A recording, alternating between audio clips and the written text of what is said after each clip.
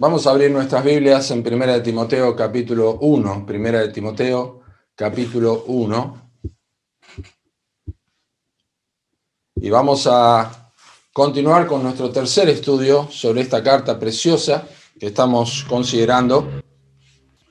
Es una carta sumamente importante para la iglesia, una carta muy importante para los que sirven al Señor, es una carta muy importante para la protección de la iglesia de Cristo, la primera carta a Timoteo.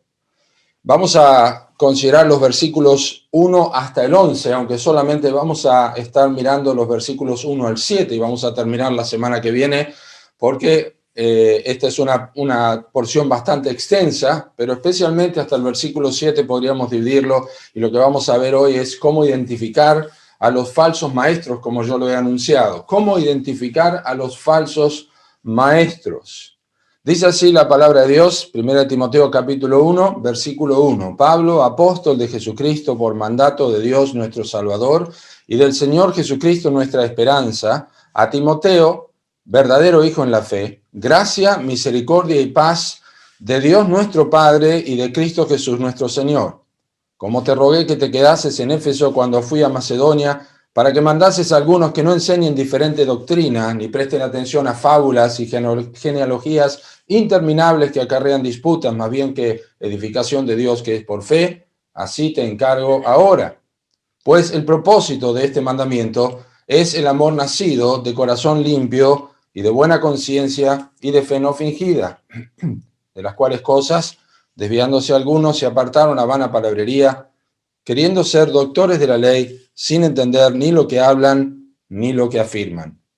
Pero sabemos que la ley es buena si uno la usa legítimamente, conociendo esto, que la ley no fue dada para el justo, sino para los transgresores y desobedientes, para los impíos y pecadores, para los irreverentes y profanos, para los parricidas y matricidas, para los homicidas, para los fornicarios, para los sodomitas, para los secuestradores, para los mentirosos y perjuros, y para cuanto se oponga a la sana doctrina, según el glorioso evangelio del Dios bendito, que a mí me ha sido encomendado.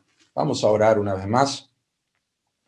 Amado Padre que estás en los cielos, estamos agradecidos por tu palabra, por la perfecta palabra tuya, y rogamos que en este momento podamos ser instruidos por ella y podamos salir saciados, alimentados y especialmente preparados para enfrentar las falsas enseñanzas, al menos tener un pantallazo general de esto a través de la Escritura. En el nombre de Cristo Jesús.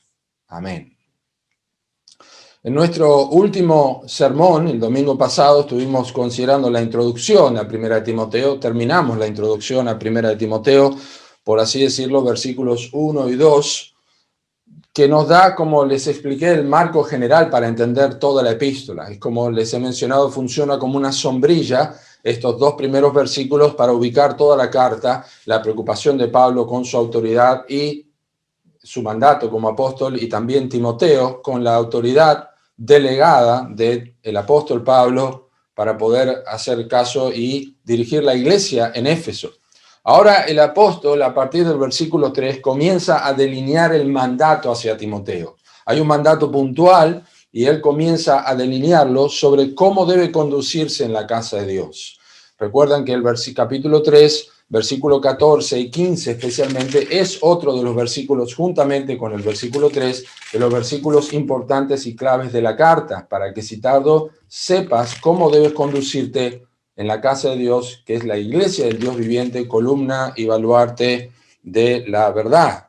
Así que Timoteo empieza a recibir, Pablo comienza a delinear para Timoteo cuál es el mandato que debe tener en cuenta para conducirse en la casa de Dios. Y esto tiene que ver con los falsos maestros. Timoteo ha sido dejado en primer lugar para cuidar la iglesia de los falsos maestros. No es un tema nuevo en la Escritura. Si hemos leído la Biblia desde el Génesis hasta el Apocalipsis, sabemos que a medida que avanza la teología bíblica sobre la falsedad y sobre la mentira se ve desde Génesis capítulo 3, pero los falsos profetas, las falsas enseñanzas, las falsas profecías y los falsos mensajes abundan en las Escrituras. Satanás es el padre de mentira, Él ha mentido siempre, no hay verdad en él, siempre se ha opuesto a la verdad, poniendo en duda las escrituras, comenzando con Adán y Eva. Cuando uno lee los profetas, descubre que el profeta Jeremías es uno de los que quizá más lidió con los falsos profetas. Uno llega al capítulo 23 de Jeremías y observa su reto a ellos de parte de Dios muy vehementemente en contra de estas falsas profecías y falsas enseñanzas. Jeremías sufrió a manos de los gobernantes y aún de los falsos profetas por mantenerse en la verdad. También Ezequiel sufrió o padeció el enfrentamiento con falsos profetas. Y sabemos que ambos profetas, tanto Ezequiel como Jeremías, estuvieron profetizando en tiempos donde el pueblo de Israel había sido llevado cautivo una parte y otra iba a ser llevada cautiva. Entonces muchos de los profetas trataban de ganarse el favor del pueblo dando profecías que podrían alimentar esperanza, pero Jeremías, Ezequiel y tantos otros profetas pequeños allí que están relatados en los libros históricos, ellos se mantuvieron fieles.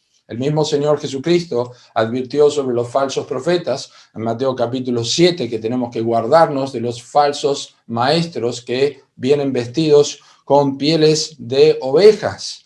En Mateo capítulo 24 también Cristo habló sobre los falsos cristos que vendrían en los postreros tiempos. Y tanto Juan como Pedro, como Judas en sus epístolas advirtieron sobre los falsos maestros.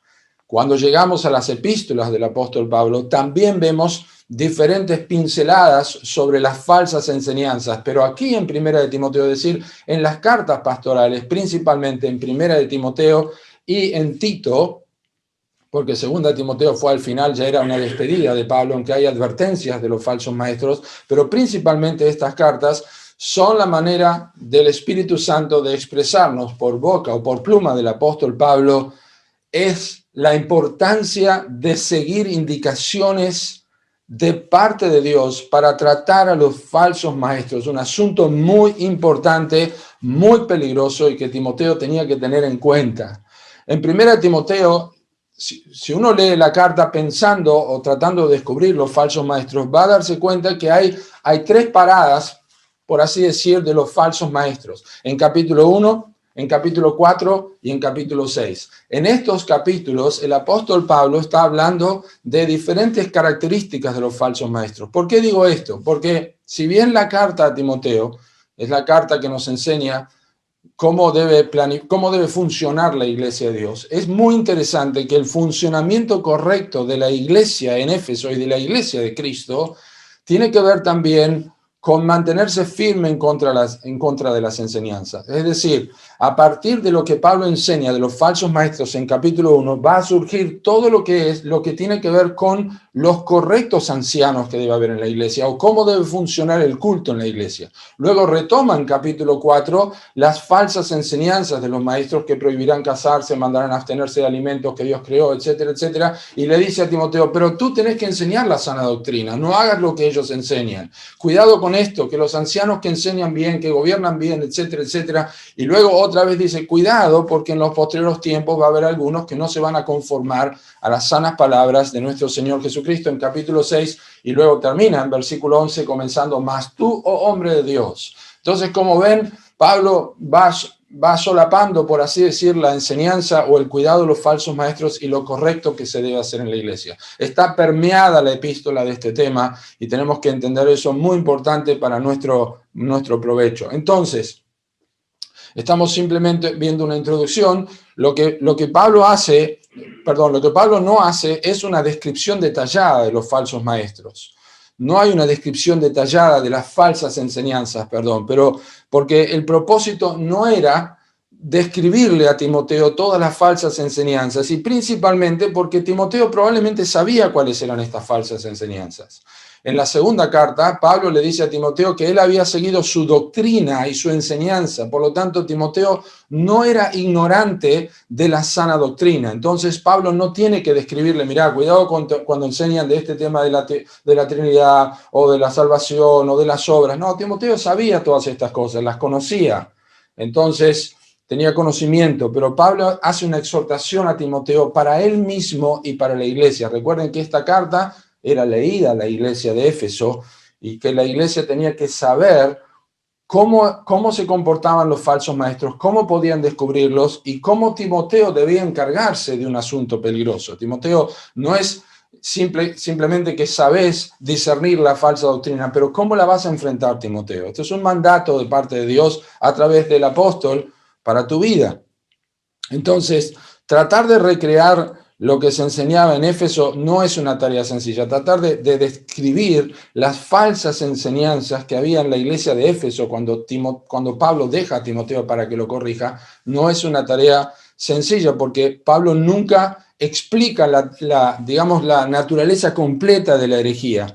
Y parece haber sido probablemente diferente a los problemas de herejías que Pablo enfrentó con las iglesias de Galacia. Ustedes se acuerdan, el libro de Gálatas es una carta a varias iglesias, no a una iglesia, y allí el problema era los judaizantes que obligaban a los cristianos a tomar costumbres y rituales judíos para de alguna forma asegurarse que serían salvos.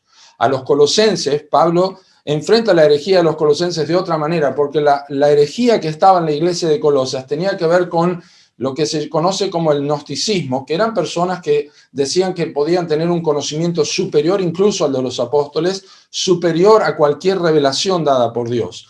Estos no son los problemas que Pablo está tratando en la iglesia de Éfeso. Esos son otros tipos de herejías. Y aquí parece que son distintos. Se nos dan algunas doctrinas específicas y que uno podría observar, y seguramente lo vamos a ir viendo a medida que avanzamos. Por ejemplo, no solamente en Timoteo, para poder describir algunas de las herejías que la iglesia de Éfeso enfrentaba, también hay que entender que son algunas de las herejías que la iglesia de Creta, donde Tito era pastor, también dejado por el apóstol Pablo, estaba enfrentando. Entonces, simplemente les menciono, había enseñanza judaica, nos dice Tito capítulo 1, versículo 14, hablaba de los de la circuncisión también en Tito 1:10, habla de los maestros, de los que quieren ser maestros de la ley, aquí en versículo 7 de este capítulo. Hay quienes discuten sobre la ley en Tito capítulo 3, versículo 9. Hay quienes están minimizando la fe, como lo vamos a ver aquí en capítulo 1 de 1 Timoteo, versículo 5. Minimizan la gracia, minimizan la misericordia de Dios, minimizan la obra salvífica de Dios, desprecian el papel de Cristo y la obra de la cruz. Enseñaban mitos y genealogías que también voy a mencionar. Hay varias cosas que están, digamos, pinceladas, como digo, están en diferentes partes de las cartas, que si las tomamos como un todo, entendemos que estos son los problemas que en este lapso de tiempo en que Pablo escribe estas cartas, que son más o menos unos 8 o 9 años, estaba abundando en las iglesias que Pablo había fundado. Entonces, la importancia y el peso del mandato de Pablo a Timoteo a partir del versículo 3 también está destacado por el recuerdo, si ustedes hacen memoria, de lo que Pablo ya había advertido a los ancianos de Éfeso. Si ustedes me acompañan a Hechos capítulo 20, vamos a tener un marco histórico que nos permite entender mejor por qué Pablo está dando este tipo de exhortación tan seria a Timoteo para que ponga en práctica en la iglesia de Éfeso. Hechos capítulo 20 es el discurso de despedida, como se conoce, de Pablo en Mileto. Trae a los ancianos de Éfeso y les dice en capítulo 20, versículo 28, por tanto, mirad por vosotros y por todo el rebaño en que el Espíritu Santo os ha puesto por obispos para apacentar la iglesia del Señor, la cual él ganó por su propia sangre. Y escuchen, porque yo sé que después de mi partida entrarán en medio de vosotros lobos rapaces que no perdonarán al rebaño. Y de vosotros mismos se levantarán hombres que hablen cosas perversas para arrastrar tras sí, con ellos, a los discípulos. Por tanto, velad, acordándoos que por 3 años, de noche y de día, no he cesado de amonestar con lágrimas a cada uno.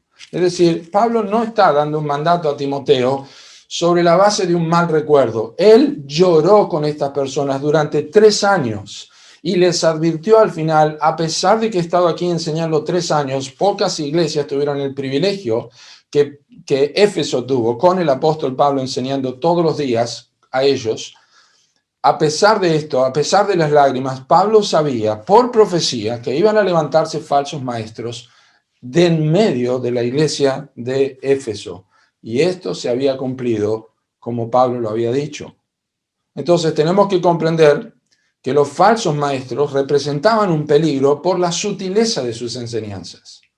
Este es el peligro de los falsos maestros. La forma sutil de sus enseñanzas, porque no es una amenaza para la iglesia cuando alguien se para en el púlpito y dice, Cristo, no estamos muy seguros si Cristo es Dios. Eso cualquiera podría tener el discernimiento, darse cuenta, no, este hombre está enseñando falsa doctrina. O María es la madre de Dios. Estas no son el tipo de enseñanzas falsas que son peligrosas para la iglesia, aunque por cierto son peligrosas. Pero es específicamente la sutileza de la enseñanza que parece ser bíblica lo que constituye el grave peligro que enfrenta la iglesia y lo que deja a las almas en ignorancia, incautas, descuidadas, indisciplinadas. Este es el problema. Prestemos atención, porque esta es una advertencia de la Escritura. Esto puede venir hoy día de muchas otras maneras.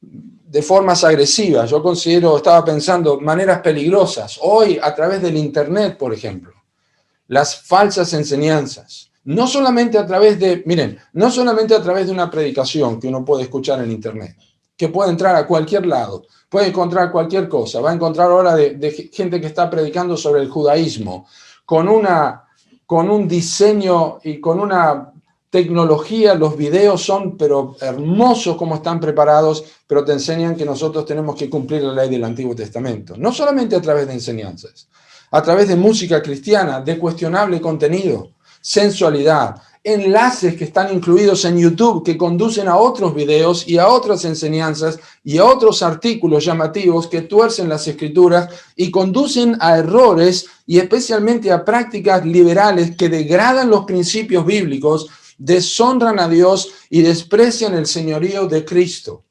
Y se requiere mucha atención, se requiere mucha pericia y se requiere claridad bíblica para identificar a los falsos maestros.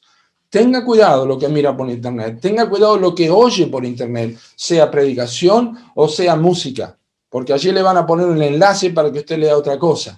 Cuidado el contenido de la música que escuchamos, porque es claro que mucha falsa doctrina penetra a través de la sensualidad y de los gustos musicales y estamos cantando o estamos escuchando quizá cosas que no tienen apoyo en las escrituras y que nos van desviando. Eso es lo que vamos a tratar de hacer ahora. Vamos a tratar de ver la claridad, vamos a tratar de identificar, de manera que podamos comprender claramente desde las escrituras. Hay 4 cosas, hermanos, que yo quiero considerar con ustedes y espero ser bien objetivo con el uso del tiempo. 4 cosas. Vamos a hablar de aquellos, o para identificar a los falsos maestros, 4 cosas. Profesan diferente doctrina y desvían la atención hacia el error. Provocan frutos contrarios a lo que Dios planeó.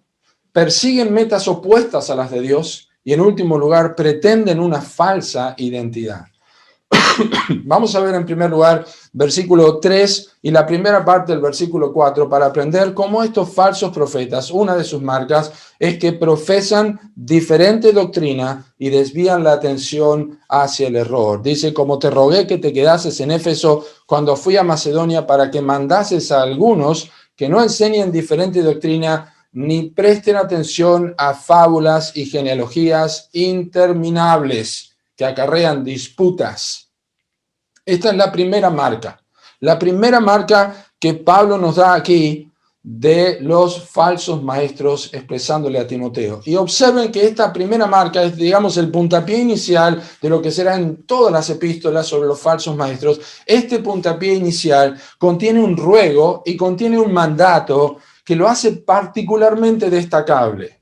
Cuando comienza Pablo a dar este mandato, está rogando a Timoteo. Es decir, ¿por qué un mandato con ruego? Yo estaba meditando y pensaba, ¿por qué le da un mandato con un ruego si ya les dijo antes que él era un apóstol por mandato de Dios nuestro Salvador y de Cristo nuestra esperanza?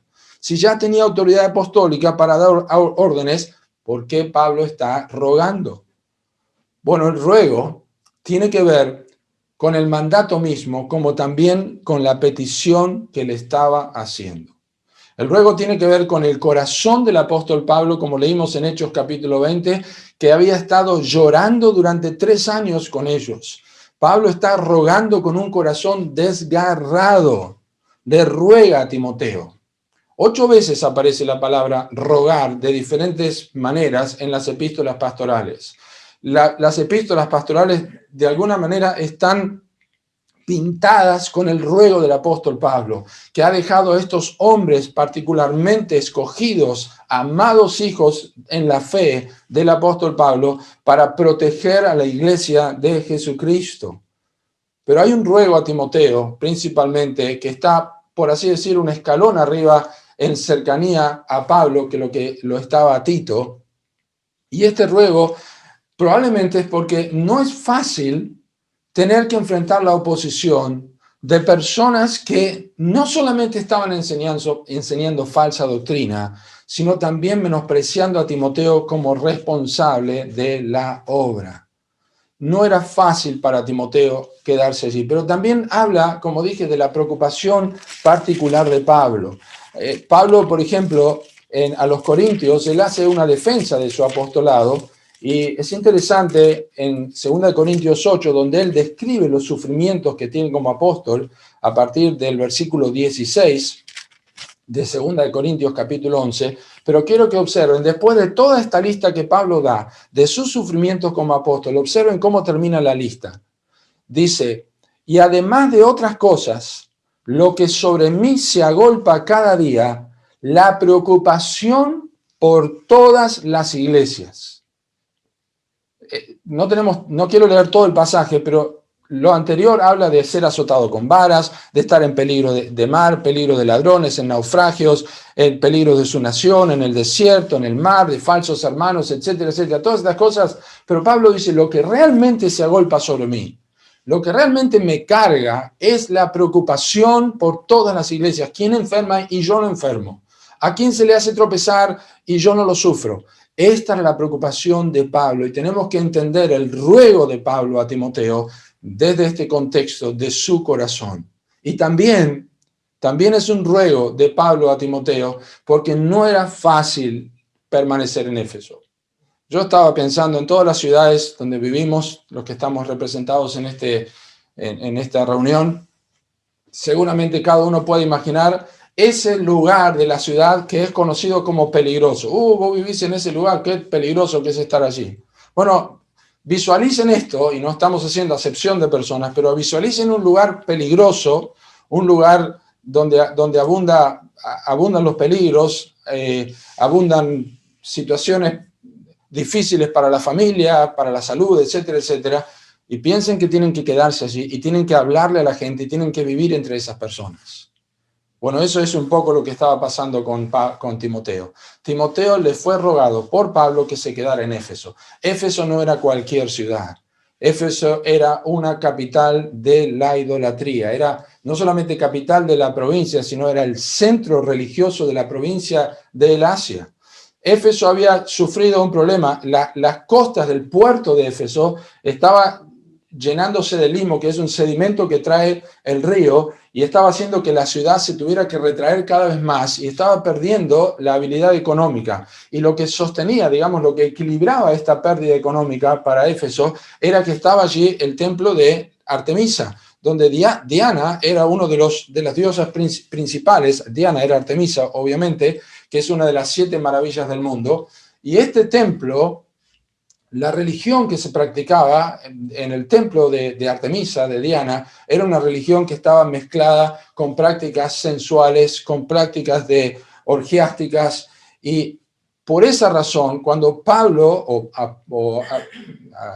Aquila y Priscila, quizá fueron ellos los que iniciaron, pero seguramente Pablo estuvo desde el inicio. Cuando establecieron la iglesia de Éfeso, entendieron que estaban estableciendo una iglesia en un lugar muy, muy específico y un lugar realmente importante y estratégico para la obra y la extensión del Evangelio. Ustedes pueden leer y recuerdan todos los problemas que Pablo tuvo en Hechos capítulo 19 con Demetrio y los que hacían templecillos de Diana para venderlos a las personas. Ahora, bien, eso es para entender el ruego y el mandato, pero vamos a adelantar un poco más. Hay dos cosas puntuales que Pablo le manda a Timoteo que haga. Tiene que cuidar el tema de la doctrina diferente y tiene que velar acerca del desvío del error. Rápidamente estas cosas. Dice, es un mandato, dice así, para que mandases a algunos que no enseñen diferente doctrina. Este mandato es un término militar. La palabra mandato es un término militar. ¿Por qué es un término militar acompañado con el ruego? Porque escuchen, la falsa doctrina no se puede tratar de manera liviana. No se puede tratar livianamente con los falsos maestros. Observen, hay tres cosas en esta falsa doctrina y por qué no se puede tratar con los falsos maestros de manera liviana. Bueno, enseña que el peligro no debe ser tratado con descuido. Fíjense lo que dice Pablo, para que mandases a algunos que no enseñen diferente doctrina. Esa expresión la vuelve a usar en versículo 6, de las cuales cosas desviándose algunos se apartaron a vana palabrería. En otras palabras, Pablo no está diciendo a Timoteo, Timoteo, mira, mandá a la iglesia porque todo el mundo está enseñando falsa doctrina. No, hay algunos. Y la falsa doctrina es peligrosa y debe ser advertida porque, como dice el mismo apóstol Pablo a los Corintios y a los Gálatas, un poco de levadura leuda toda la masa. Entonces tiene que ser tratado con severidad, porque cuando hay un poco de falsa doctrina, ya es suficiente para pervertir a todos los demás. También esta expresión, que no enseñen diferente doctrina, habla del peligro que por lo general proviene de dentro de la congregación. Ya lo leímos en Hechos capítulo 20, donde el apóstol Pablo le dice a ellos que de entre ellos, que van a surgir, de entre vosotros, van a surgir falsos maestros que no iban a perdonar al rebaño. Lo mismo dice el apóstol Pedro en 2 de Pedro capítulo 2, versículo 1, dice, entre vosotros surgirán falsos maestros, como surgió entre el pueblo, también entre vosotros van a surgir falsos maestros que introducirán encubiertamente, una palabra que significa inyectar, encubiertamente herejías destructoras. Es un peligro porque algunos lo hacen, es un peligro porque proviene de adentro y la falsa doctrina es un peligro que debe ser identificado. La falsa doctrina debe ser identificada. Pablo dice que Timoteo debe mandar que no enseñen diferente doctrina. Y él usó una palabra sumamente interesante. Pablo ha usado palabras que de alguna forma las acuñó el apóstol Pablo. Por ejemplo, como sabemos en 2 de Timoteo capítulo 3, versículo 15, toda la escritura es inspirada por Dios. Es una expresión que no aparece en la literatura griega de ese tiempo, theopneustos, que significa respirada por Dios. Es una palabra inventada o acuñada por el apóstol Pablo. Aquí tenemos otra palabra que está aparentemente acuñada por el apóstol Pablo, y me gusta expresarlo porque es bueno que lo entendamos, y lo voy a explicar ahora. Es la palabra heterodidaskalein. Didáscalos es enseñanza en la Biblia o doctrina, y heteros significa distinto o diferente. Entonces, Pablo unió dos verbos, heteros, distinto, diferente, y didáscalos, que es enseñanza, para decir lo que nosotros tenemos diferente doctrina, bien traducido, es heterodidáscalos, que es lo contrario a ortodoxia. Nosotros hablamos de la heterodoxia, que es algo que se distingue de la ortodoxia. Algo ortodoxo es algo que tiene una conformidad a un patrón. Para nosotros, que creemos en la ortodoxia, es porque tenemos un patrón de doctrina, la cual nosotros tenemos que defender, como dice Judas, versículo 3, tenemos que fervientemente batallar por la fe que ha sido dada a los santos. Esa es la ortodoxia, pero la heterodoxia es una doctrina diferente. A veces, cuando hablamos de doctrina, hay personas que piensan que esto es ser demasiado estrictos. La iglesia se habla de doctrina, no se puede estar hablando de doctrina, de ser tan estrictos con la doctrina, pero es una de las marcas de la iglesia primitiva. Hechos 2:42 dice que perseveraban en la doctrina de los apóstoles, en la comunión unos con otros, en el partimiento del pan y en las oraciones. Estas cualidades, estas características, el Espíritu Santo las marca luego de la venida del Espíritu Santo en Pentecostés, define a la iglesia con estas características y nos dice que perseveraban en la doctrina de los apóstoles. Efesios nos dice que los apóstoles y profetas construyen sobre el fundamento que es el Señor Jesucristo. Pablo le dice a Timoteo en 4:16 que tiene que tener cuidado de sí mismo y de la doctrina, que los que están bajo yugo de esclavitud deben tener a sus amos por dignos de doble honor para que la palabra de Dios no sea blasfemada, y la sana doctrina. Y una vez más, en capítulo 6, que los que enseñan otra cosa y no se conforman a las sanas palabras de nuestro Señor Jesucristo y a la doctrina que es conforme a la piedad, no saben nada. Entonces, estos hombres, muy probablemente maestros por las evidencias internas que hay allí, porque quieren ser doctores de la ley y por otras características, y porque Pablo le dice a Timoteo, estas son las clases de ancianos que debes tener.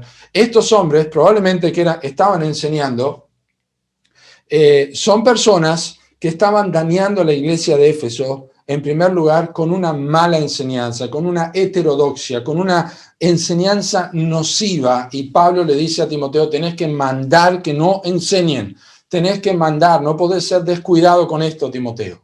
Pero no solamente estaban enseñando diferente doctrina, sino que estaban desviando hacia el error. Dice el texto allí, claramente, ni presten atención a fábulas y genealogías que acarrean disputas, más bien que edificación de Dios, que es por fe. Desvío del error. Es interesante, los falsos maestros hacen que la mente de las personas se vuelva a cosas que no aprovechan.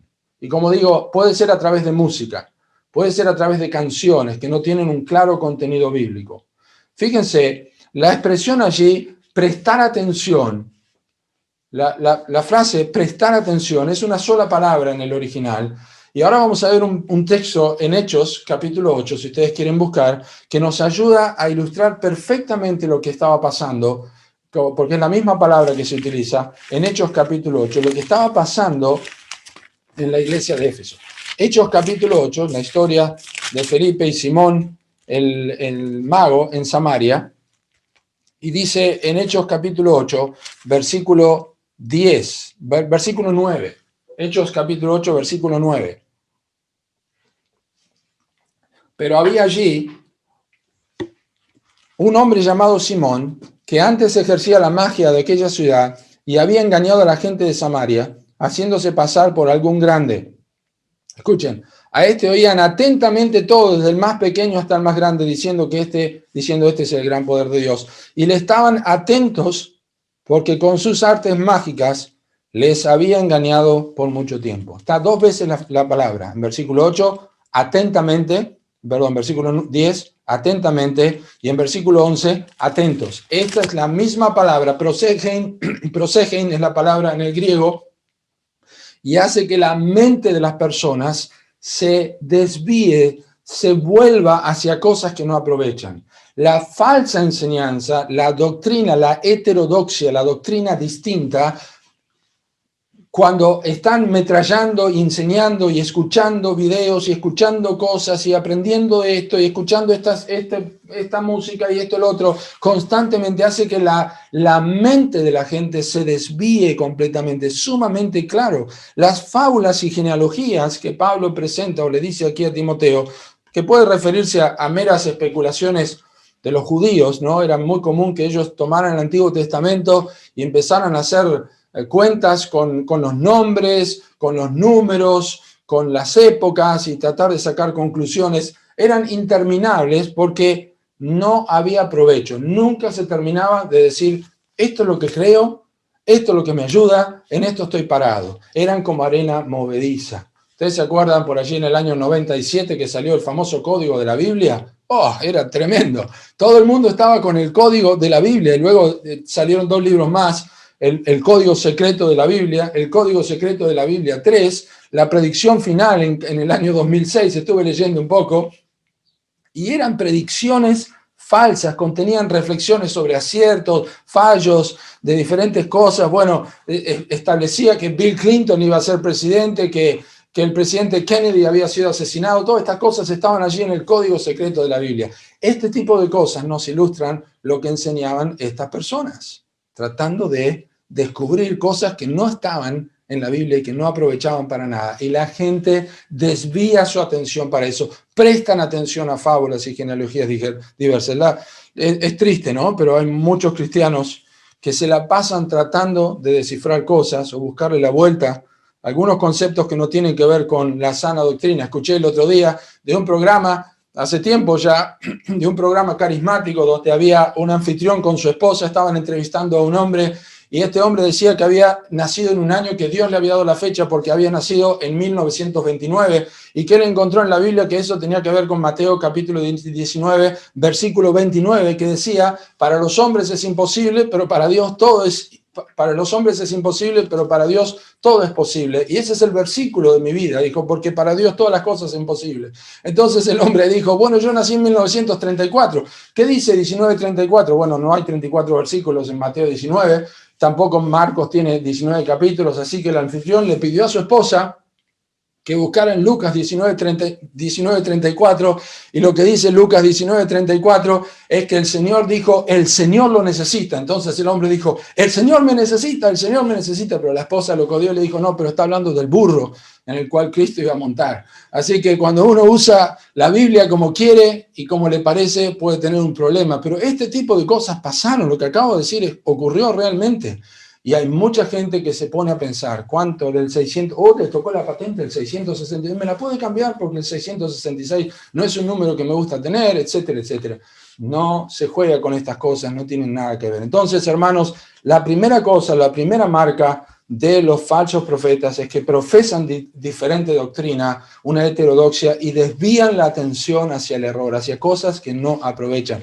En segundo lugar, la segunda marca de los falsos profetas es que provocan frutos contrarios a lo que Dios planeó. Fíjense en la segunda parte del versículo 4. Dice que acarrean disputas más bien que edificación de Dios, que es por fe. Es interesante, ¿cuál es el plan de Dios? Bueno, el plan de Dios es aquí. ¿Por qué digo el plan de Dios? Porque la palabra edificación es una palabra que se utiliza en otras epístolas de Pablo, a los colosenses, a los corintios, a los efesios, y es la palabra oikonomía, que significa administración, de donde viene nuestra palabra economía, es administración de la casa. Oikos es casa y nomos es ley, oikonomía. Entonces, aquí es la palabra, tiene que ver con esto, la edificación de Dios es por fe. ¿Cómo administra Dios su iglesia? ¿Cómo sostiene Dios su iglesia? Por medio de la fe. Ese es el plan de Dios. Desde la salvación y la santificación, hasta que llegamos a la gloria de Dios, la forma en que Dios hace las cosas es a través de la fe. Los falsos maestros enseñaban cosas que desviaban la atención del plan de Dios. Dios edifica, Dios administra y Dios sostiene a su iglesia por la sana enseñanza que es por la fe. ¿Qué debo hacer para ser salvo? Cree en el Señor Jesucristo y serás salvo.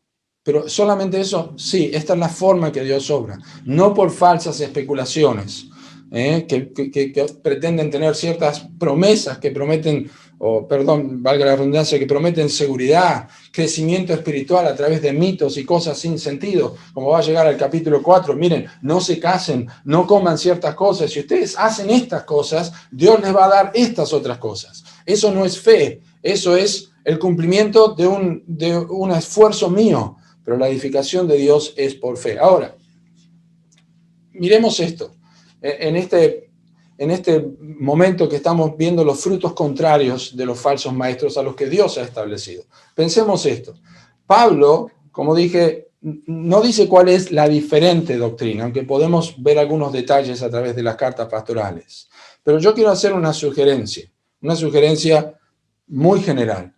Porque la palabra heteros, la palabra diferente, Pablo la utiliza en otra carta, que es en la carta a los Gálatas. Ustedes se acordarán en capítulo 1 de Gálatas, versículo 6, si alguno os predica diferente evangelio del que habéis conocido, sea anatema. Tan serio era Pablo con la falsa doctrina, porque no existía algo diferente. Entonces, nos da una idea general de lo que estaba ocurriendo.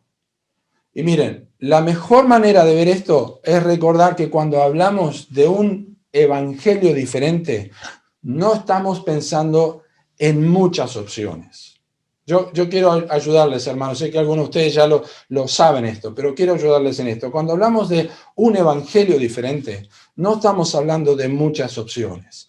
Porque los mormones, porque los testigos de Jehová, porque la fe Bahá'í, porque los hinduistas, porque los adventistas del séptimo día, habría que ver cómo me viene el engaño. No hay muchas opciones. Hay solamente dos religiones en el mundo: la religión de las obras y la religión de la fe. Desde el libro de Génesis, cuando Adán y Eva pecaron, lo que hizo Adán es rechazar a Dios y tomar la religión de las obras y cubrirse con hojas de higuera su propio esfuerzo. En capítulo 4 vemos a Caín con la religión de las obras y a Abel con la religión de la fe, que es uno de los héroes de la fe según Hebreos capítulo 11. Y esto es así. Cualquier religión que puedan imaginar es una religión de obras y solamente el evangelio es una religión de gracia. Tome a los mormones y le dirán que ellos usan la Biblia y quieren hablar con usted, le van a leer la Biblia y después le van a decir, pero hay que leer esto también y hay que hacer ciertos ritos. Vaya con los testigos de Jehová y le van a decir que ellos usan la Biblia y que pueden estudiar acerca del Mesías y todo esto, pero después le van a decir, pero usted tiene que ver el atalaya, que es el profeta. Vaya con los adventistas y le van a decir lo mismo con Elena White. Y siempre tiene que ver con que nosotros hagamos cosas. Y eso es contrario, es heterodoxia, es opuesto, es diferente al evangelio que exalta la gracia, la persona de Cristo, la cruz de Cristo, sin ningún mérito de hombres. Solo Cristo es parte de las 5 solas. Solo Cristo. Cristo más nada igual a todo. Cristo más algo igual a nada. Eso es lo que está diciendo Pablo aquí. Y esa es la batalla contra la edificación de Dios, que es por fe. No solamente pasa en el momento de la salvación cómo uno llega a ser salvo, pero si uno llega a ser salvo por medio de la fe, luego va a venir la falsa enseñanza que lleva a que una persona esté tratando de hacer ciertas cosas para que Dios realmente santifique mi vida y se transforma en una religión de obras y no de gracia. Entonces, la heterodoxia, la falsa enseñanza de los maestros y sus especulaciones es contrario al plan de Dios para su iglesia, que es por fe, que es la salvación inicial y la relación de confianza que continúa y que se precisa en la vida cristiana, y es que Dios produce las obras y el crecimiento espiritual cuando nosotros andamos por fe y creemos la promesa, todas las promesas, todos los mandatos, lo que Dios nos pide que hagamos y dejemos de hacer para nuestra vida de santificación es por medio de la fe. Yo te pregunto, hermano, hermana, si podrías discernir la doctrina del evangelio. Me pregunto, si hoy llegara un testigo de Jehová a tu casa, un mormón a tu casa, ¿podrías defender tu fe? ¿Cuántos años hace que conoces el evangelio? ¿Cuántos años hace que estás en la iglesia y que profesas conocer a Cristo y que te bautizaste y que estás activo en la iglesia? Lo que hagas, ¿podés defender tu fe? ¿Podés demostrar con las escrituras que Jesús es el Cristo? ¿Podés mostrar los errores de estas falsas enseñanzas de los que golpean en tu casa la puerta o te dan una revista en una terminal de ómnibus? ¿Podrías discernir las enseñanzas que tienen un claro ingrediente de obras y carecen de gracia? ¿Podrías también tener esa misma actitud seria en la iglesia, en tu familia, en tu entorno? ¿Podrías estar en la iglesia escuchando a ver qué está enseñando el pastor?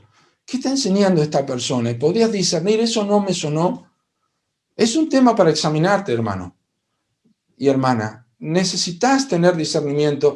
Pablo está rogando un mandato aquí. ¿Amás a Dios? Oh, sí, pastor, yo amo a Dios. ¿Lo vas a amar menos si conoces más de la doctrina? Oh, claro que no. Lo vas a amar mucho más si conoces más la Biblia. Cuanto más aprendes de las excelencias, cuanto más aprendes de la autoridad, cuanto más aprendes de la santidad, de la gracia, su misericordia y su amor. Hermanos, tienen 17 sermones sobre los atributos de Dios que han sido enseñados. Espero que los hayas escuchado todos para sacar provecho de esa enseñanza. Tanto más vas a apreciar el carácter de Dios y tanto más vas a ser atraído hacia aquel a quien estás mirando. La gran necesidad, hermanos, de la iglesia hoy no es menos enseñanza, es más enseñanza, más doctrina acerca de Dios, más doctrina de la salvación, más doctrina de la santificación, de la familia, de cómo criar los hijos, de cómo ser un buen esposo, de cómo ser una buena esposa. Nuestra gran necesidad es conocer a Dios, y solamente lo vamos a conocer si vamos a las Escrituras. La tercera marca de los falsos profetas es que ellos persiguen metas opuestas a las de Dios. El versículo 5 dice, pues el propósito de este mandamiento es el amor nacido de corazón limpio y de buena conciencia y de fe no fingida. Ahora, del mandato que Pablo empezó en versículo 3, aquí es donde Pablo da, vamos a decir, una faceta positiva, el lado positivo del ruego y del mandato a Timoteo, y que de manera indirecta expone a los falsos maestros y sus metas. Pues lo que está aquí no es lo que ellos hacen, sino lo que no hacen. Por eso expone de manera indirecta que ellos persiguen metas opuestas a las de Dios. Si sabemos que Dios se edifica por fe, ¿qué es lo que Dios realmente quiere? ¿Cuál es la meta de Dios para cada uno de sus hijos y para la iglesia en general? Recuerden esto. Recuerden lo que dijimos al principio, que uno de los textos principales de 1 Timoteo es 3, 14 y 15. ¿Cómo debes conducirte en la casa de Dios? Es lo que le dice Pablo a Timoteo. Porque debe tener sana doctrina y orden, porque en definitiva de lo que se trata es que se conduzca bien. Tener doctrina solamente no sirve si nosotros no somos afectados por ella. Tener doctrina no es suficiente si nosotros no practicamos lo que aprendemos, si no afecta nuestra vida, si no altera nuestra conducta apuntando más hacia la santidad. Doctrina y práctica son dos aspectos indivisibles. Acuérdense que, por ejemplo, cuando Pablo le escribe a Tito también sobre la sana doctrina, dice para que se conduzcan, para que se ocupen en buenas obras que son buenas y útiles a los hombres. Tienen que hacer evidente su doctrina. En capítulo 1 le dice a Tito que estos hablan, pero con los hechos no niegan. Hay una relación directa entre la práctica y la doctrina. Entonces, ¿cuál es el propósito de Pablo para este mandato que deja en evidencia a los falsos profetas de que sus metas son opuestas a las de Dios? El propósito de Pablo en este mandato es el mismo que Dios tiene. Cuando dice el propósito de este mandamiento es el amor nacido de corazón limpio, de buena conciencia y de fe no fingida, es como que Pablo está diciendo, la razón por la que estoy dando este mandato es para que se logre este ambiente en la iglesia, que es el amor. El mismo propósito de Dios. El propósito, la meta, el telos de Dios, la meta, esa es la palabra.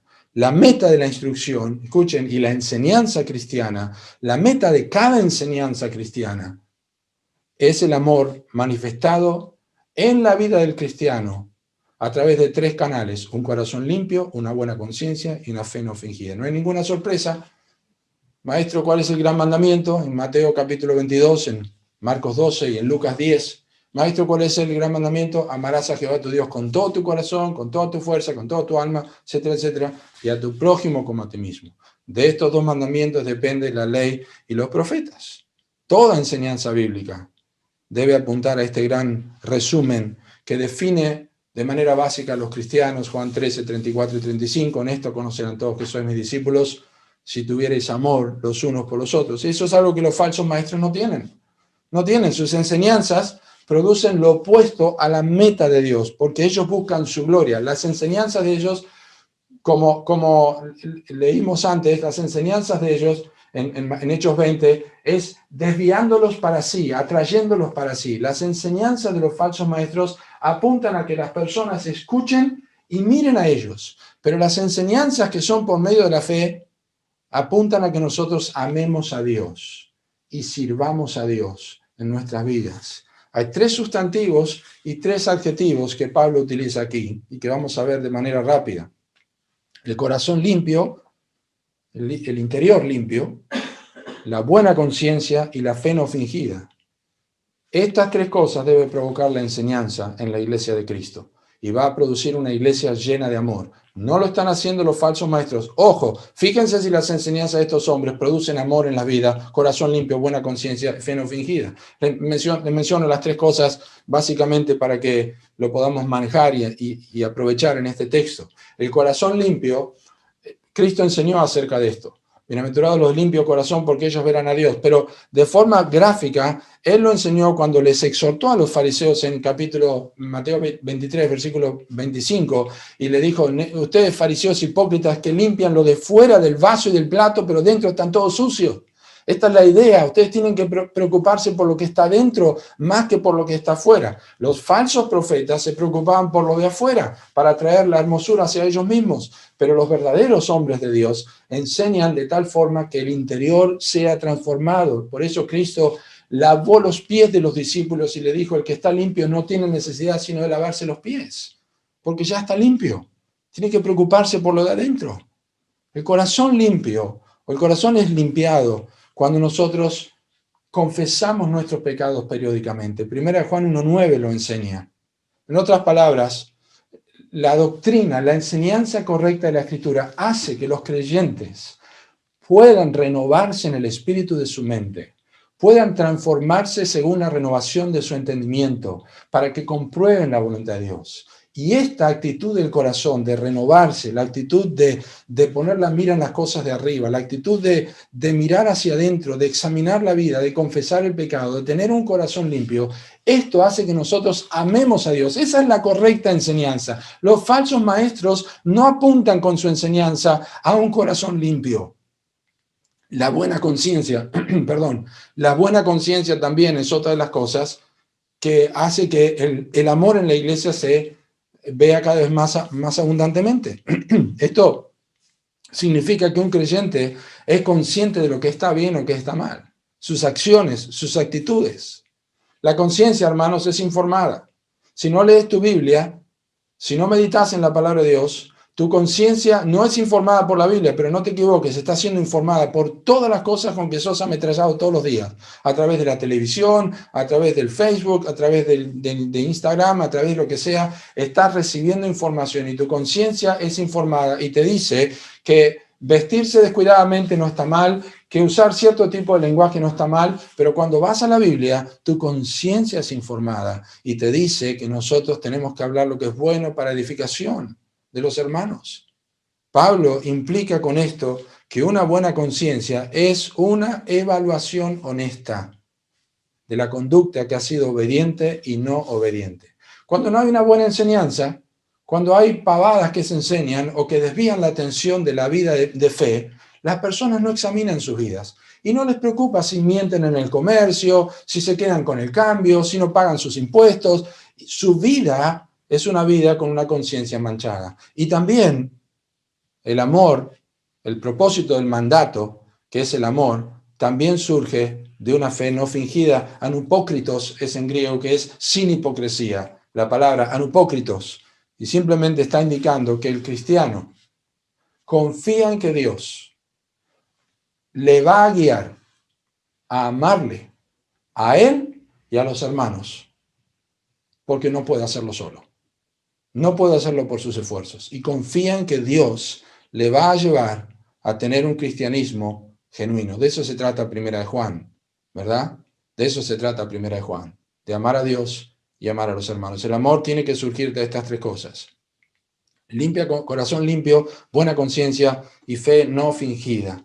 Y muchas veces el amor que se expresa por ahí no carece de estas cosas y demuestra una mala recepción de la palabra de Dios. ¿Por qué la persona no se comporta de esta manera? ¿Por qué si dice creer en Cristo, está haciendo lo que hace? ¿Por qué tiene este problema en su vida, en su trabajo? ¿Por qué tiene este problema en su matrimonio? Pero se ha dicho, pero es que fue tan lindo, leímos la Escritura, pero la forma en que muchos viven no tiene relación con la fe que ellos dicen tener y que declaran con sus labios. Y la iglesia se desgasta cuando trata de imponerle a personas aquello que solamente el Espíritu Santo puede hacer. Y este es el resultado de no prestar atención a las Escrituras, que indica que una buena enseñanza produce corazón limpio, buena conciencia y fe no fingida. Y Dios no se equivoca. Los falsos maestros no estaban haciendo esto y ellos estaban produciendo o persiguiendo metas opuestas a las de Dios. Y en último lugar, otra marca de los falsos maestros es que ellos pretenden una falsa identidad. Pretenden una falsa identidad. Versículo 7. Versículos 6 y 7, de las cuales cosas, desviándose algunos, se apartaron a vana palabrería, queriendo ser doctores de la ley, sin entender ni lo que hablan, ni lo que afirman. Desviándose, hay que prestar atención en las epístolas, en toda la Biblia, pero en las epístolas especialmente, en este género literario, hay que prestar atención a los verbos. Y aquí está la palabra desviarse. Yo me tomo el tiempo de buscar su significado porque sé que tiene algo que ver. Y la palabra, que yo las menciono porque las anoté, astogeo, o como se acentúe, desviándose, es un verbo. Escuchen, el verbo no significa no alcanzar el objetivo que se ha establecido, desviarse, sino no establecer el objetivo apropiado al que uno debe apuntar. Es una cosa que yo me pierda cuando voy de aquí a Pino Achado, porque si no conozco la ruta, porque yo cuando salí de casa en el GPS puse Pino Achado, pero me dio una ruta alternativa y yo me desvié. Pero otra cosa es perderme si cuando yo salgo de Villa Regina, yo no pongo en el GPS la dirección es Pino Achado. Esto es lo que está diciendo la palabra astogeo, desviándose. No es que se desvían, se desvían simplemente porque se desviaron, sino porque de antemano no establecieron el objetivo definido. Es decir, no se establecen en el objetivo correcto y que no es en no lograr el objetivo que uno se ha propuesto. Obviamente, si uno se especializa en la proclamación de algo que no es esencial y central, inevitablemente va a descuidar lo que es central e importante. Si uno no se concentra en lo importante, empieza a mirar por todo alrededor, va a descuidar lo que es importante.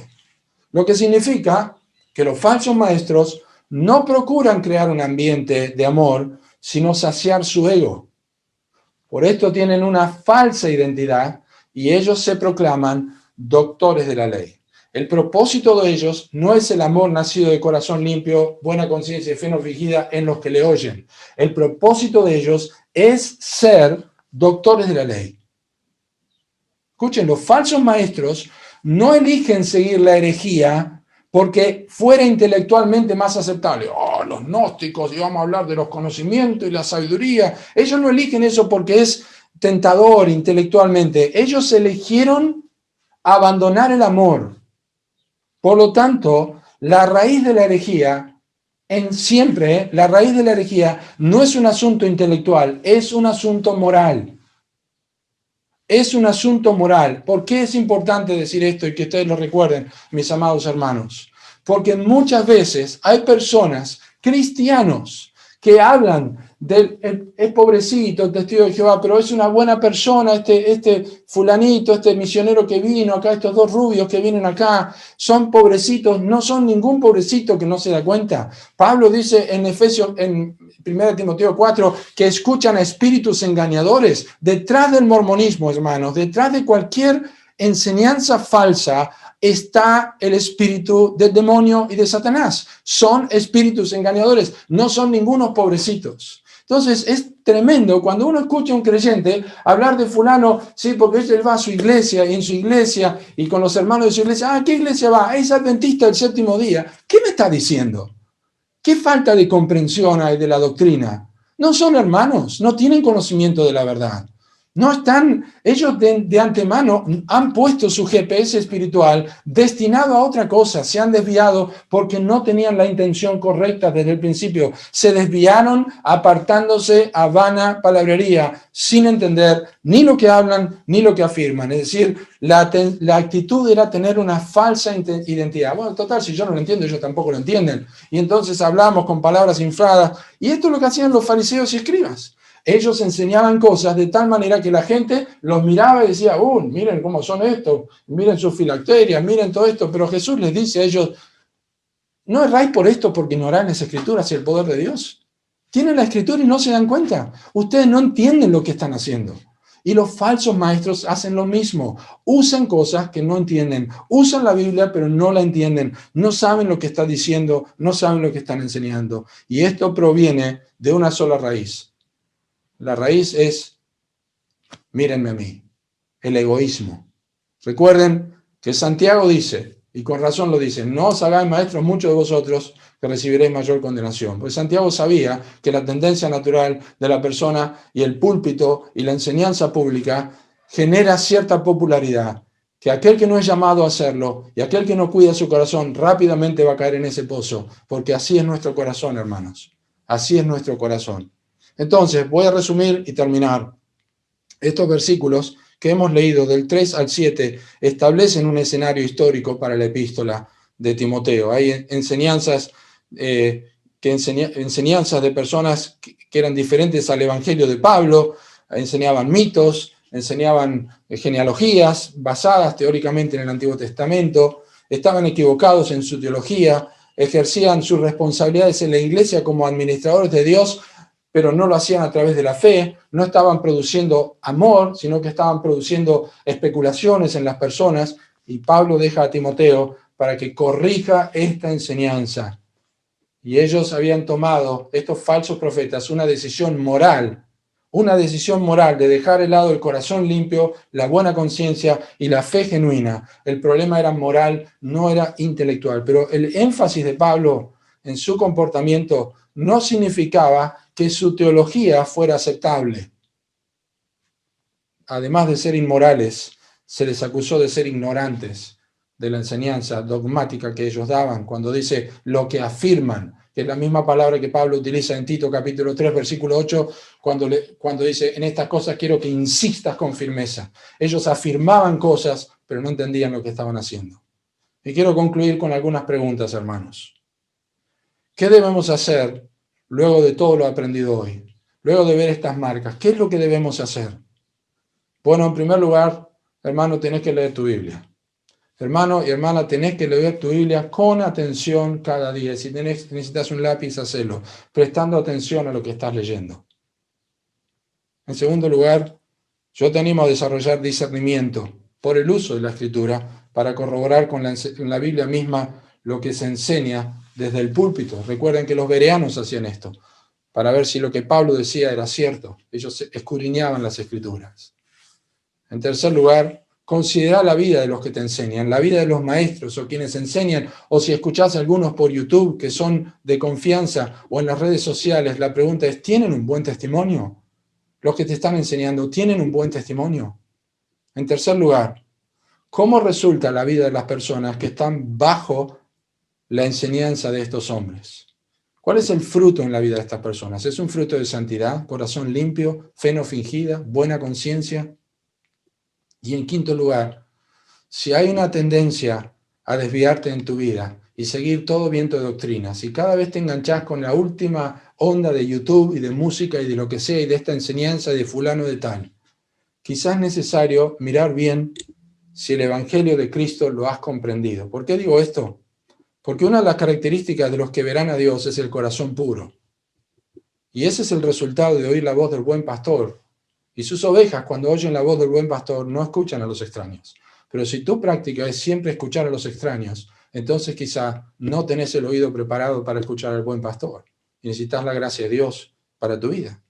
Por lo que una conducta diferente puede ser una indicación de que no tenés vida espiritual. Y la respuesta a esto es el Evangelio. La respuesta a esto es el Evangelio. Que creas en el Señor Jesucristo, te arrepientas de tus pecados y creas por medio de la fe que Él es el Salvador del mundo, que ha dado su vida por vos en la cruz. Y arrepintiéndote y confiando en su obra transformadora y confiando en su sangre preciosa, tu vida sea cambiada y comiences a escuchar la voz del Señor que te llama por tu nombre. Y cuando te diga, como leí esta mañana en Juan, María, Raboni, Maestro, estés respondiendo al Señor con un oído atento. Es la voz de Cristo que te llama. Hazme oír tu voz. Cree en el Señor Jesucristo. Confía en Él. Vamos a orar. Gracias, Padre, por tu palabra. Te agradecemos mucho, Señor, por la fidelidad y claridad de las Escrituras. Pedimos, Señor, que la apliques en nuestros corazones y ayúdenos a ver las lágrimas de Pablo reflejadas en estas palabras a Timoteo y en las epístolas pastorales, del peso que tenía por la iglesia, de la importancia que la iglesia desarrolle amor a través de un corazón limpio, buena conciencia y fe no fingida. Cuídanos de desviarnos, Señor. Guárdanos de la heterodoxia, de evangelios distintos. Protégenos, Señor, del desvío y ayúdanos, Señor, a perseguir la santidad a través de la fe, que es la manera en que tú administras tu casa. En el nombre de Cristo Jesús. Amén. Señor les bendiga mucho, hermanos. Como siervo que brama por las aguas, así anhela por ti, Señor, mi alma, oh mi alma.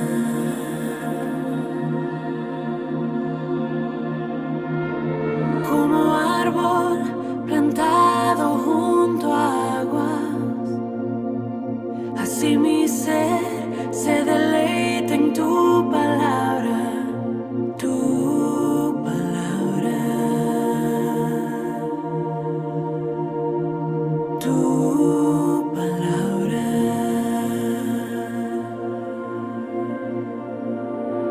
Que tu espíritu dé vida a la semilla en mi interior y tu palabra eche raíz en lo profundo de mi corazón. Manténme firme y arraigado en ti, Jesús, en tu amor. Toda mi vida rebosando de gratitud y adoración. Oh Jesús, el agua viva que me sacia, el deleite y el reposo de mi alma, de mi alma.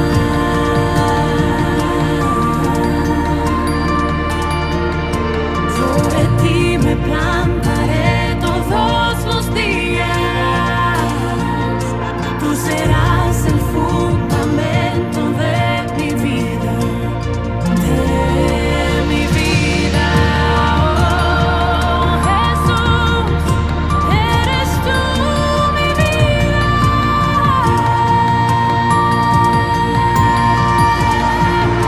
Manténme firme y arraigado en ti, Jesús, en tu amor.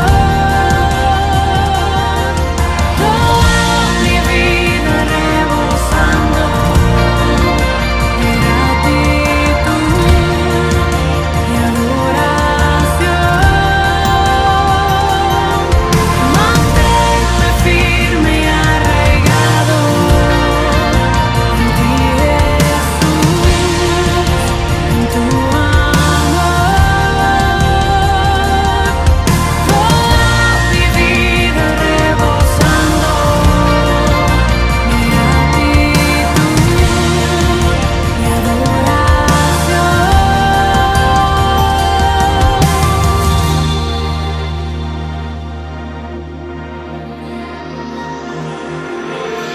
Nada puedo hacer sin ti. Nada puedo hacer sin ti. Nada puedo hacer sin ti.